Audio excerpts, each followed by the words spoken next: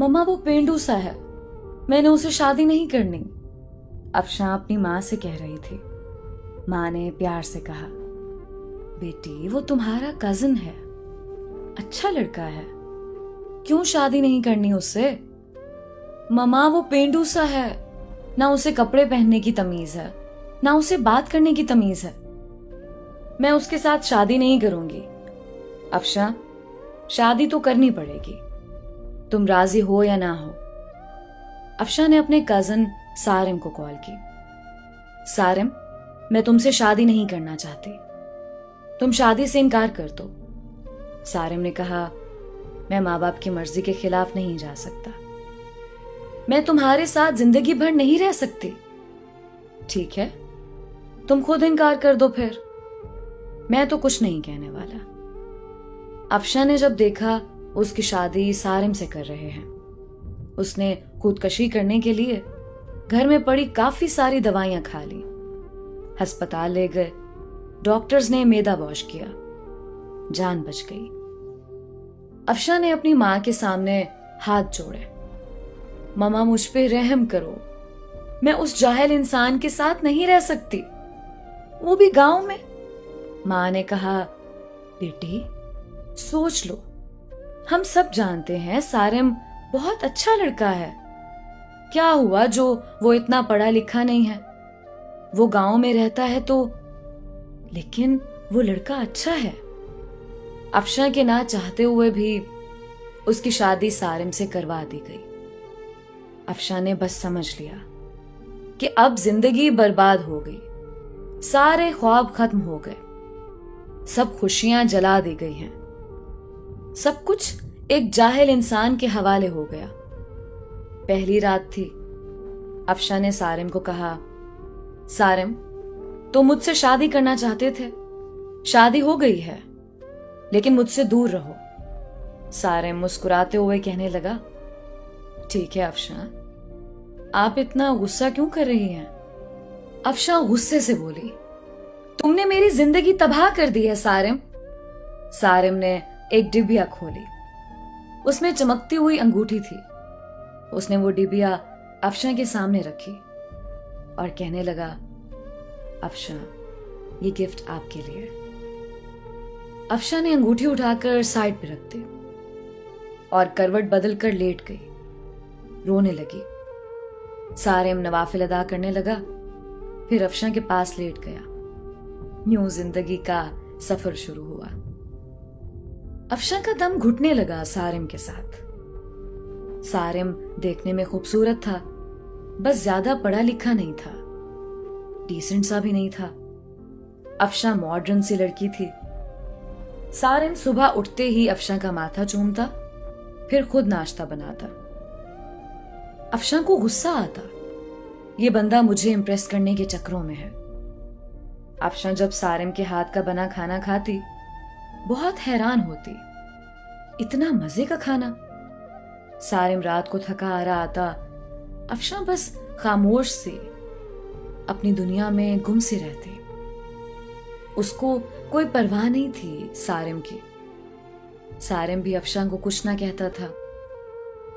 घर आकर खाना बनाता, अफशां को खाना देता। अफशां पत्थर दिल थी शायद, ना घर की सफाई करती, ना वो सारिम के कपड़े धोती। सारिम अपने काम खुद करता।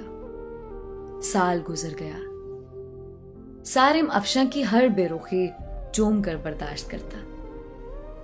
अफशां को यूं लगता था एक बदू सा इंसान पल्ले पड़ गया है। सारिम चूंकि एक मर्द था, वो औरत पे हाथ उठाना मर्द की शान के खिलाफ समझता था, फिर उस पे हाथ उठाना जो हमसफर हो। सारिम ने एक दिन कहा, अफशां तुम अपना ख्याल क्यों नहीं रखती पागल, देखो रंग कितना धीमा पड़ गया है तुम्हारा, तुम्हारे बाल देखो कितने रूखे से हो गए। सारिम अफशां के पास बैठ गया। 1 साल के बाद सारिम ने यूं अफशां को छुआ था। अफशां के बालों में ऑयल लगाने लगा। वो बोली, छोड़ दो मुझे सारिम। नहीं छोड़ूंगा। अफशां ने धक्का दिया। ऑयल सारिम के ऊपर गिर गया। अफशां जाने लगी उठकर। सारिम ने बाजू पकड़ा, पास बिठा लिया। मुस्कुराते हुए कहने लगा, अफशां, मैं यूं ऐसे आपको नहीं देख सकता। मेरा बाजू छोड़ो सारिम, मुझे दर्द हो रहा है। सारिम ने पास बिठाया। अफशां के सर में ऑयल लगाना शुरू किया। सर में ऑयल लगाया, फिर चेहरे पे स्क्रब करने लगा। अफशां खामोश बैठी। सारिम ने मुस्कुराते हुए कहा, चुड़ैल जाओ, अब शावर लेकर आओ और पिंक ड्रेस पहनो, मैं तुम्हारी फेवरेट बिरयानी तैयार करता हूं। अफशां हैरान थी, इतनी बेरुखी पे भी इतना प्यार करता है सारिम। अफशां शावर लेकर आई। आज चेहरे पे अजीब सी चमक थी।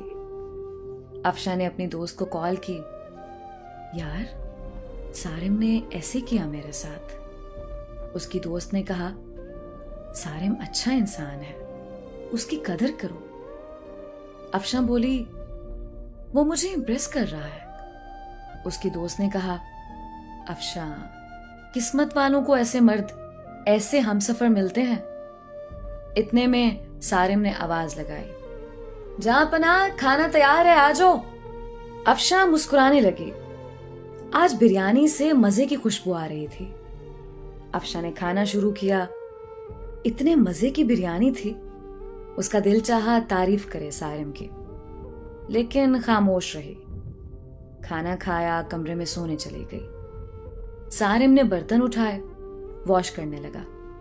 बर्तन वॉश करके सारा दिन का थका हारा बेड पे पड़ा सो गया। सुबह उठा, अफशां को उठाया और बोला, अफशां मेरी जान, नाश्ता तैयार कर दिया है, कर लेना, मैं जा रहा हूं। और हाँ, आज तुम्हारे लिए गिफ्ट लेकर आऊंगा। रात को सारिम घर आया, हाथ में एक गुलाब का फूल था। अफशां गार्डन में कुर्सी पे बैठी थी। हल्की सी हवा चल रही थी। शाम का वक्त था, हल्की सी रोशनी थी। सारिम घुटने के बल बैठ गया। गुलाब का फूल अफशां को दिया। मुस्कुराते हुए कहने लगा, हैप्पी बर्थडे अफशां। अफशां चौंक कर बोली, तुमको कैसे याद है मेरा आज बर्थडे है? हम सफर हूं आपका अफशां। पेपर्स निकाले एक लिफाफे से।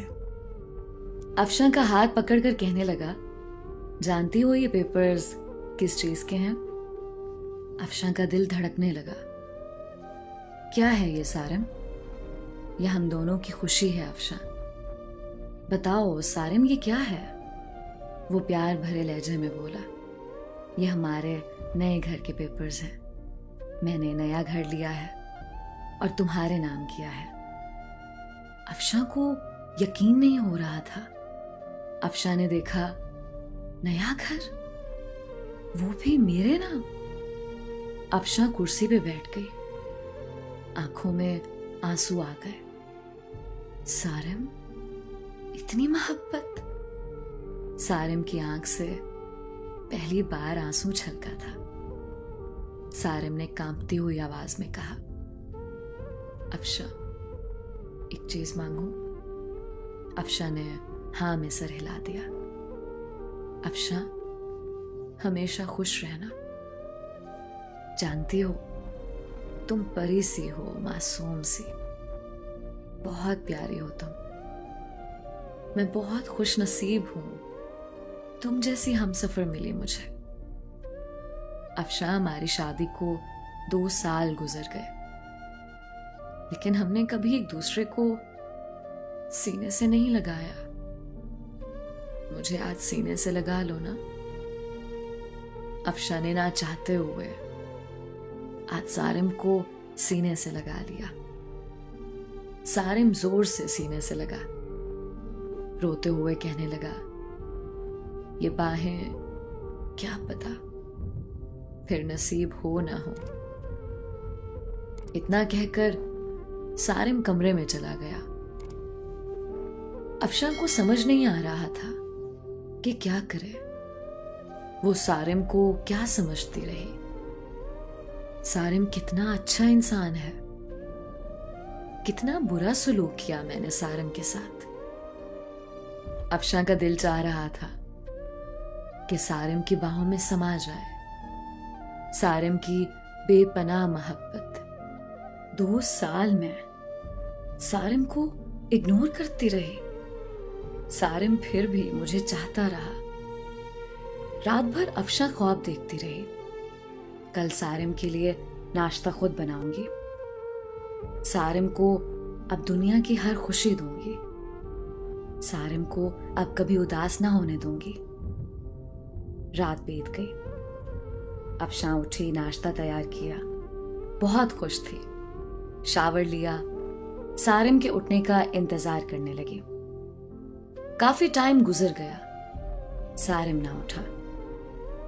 अफशां कमरे में गई, मोहब्बत से आवाज देने लगी, सारिम उठ जाए, मैंने आज आपके लिए नाश्ता तैयार किया है। सारिम करवट लिए सो रहा था। अफशां ने मोहब्बत से सारिम को छुआ। देखा सारिम का जिस्म ठंडा पड़ चुका है। अफशां ने आगे बढ़कर देखा, सारिम के बिस्तर पे खून पड़ा था। मुंह पे खून लगा हुआ था। अफशां चीखने लगी, जोर जोर से आवाजें देने लगी, सारिम उठ जाओ, ये क्या हुआ है आपको सारिम, उठो ना।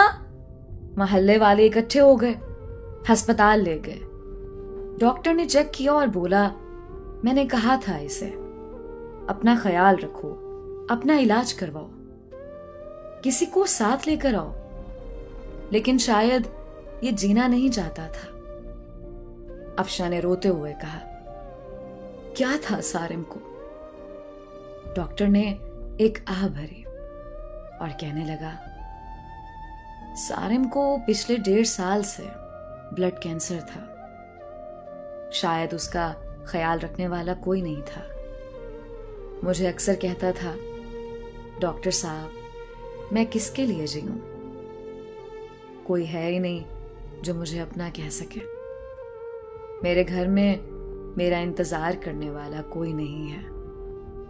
कोई नहीं है जो मुझसे मोहब्बत से पूछे दिन कैसा गुजरा। कोई नहीं है जो मुझे कहे, आप थक गए हैं, चलो सर दबा दो। रात को कमरे में अकेला दर्द से तड़पता हूं, लेकिन कोई नहीं है जो मेरा दर्द समझे। अफशां जमीन पे गिर गई। सारिम, ये क्या कर दिया तुमने? सारिम, मुझे माफ कर दो। सारिम, मैं पागल हो गई थी। सारिम, ना जाओ मुझे छोड़कर। सारिम, मैं मर जाऊंगी तुम्हारे बिना। सारिम की लाश सामने पड़ी थी। जो जिंदगी में अफशां की मोहब्बत को तरसता रहा। अफशां सारिम के चेहरे को हाथों में लिए चीख चीख कर रो रही थी। लेकिन शायद अब मोहब्बत का वक्त खत्म हो चुका था।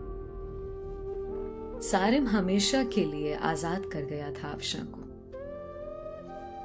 दोस्तों, किसी के जज्बात से मत खेलो।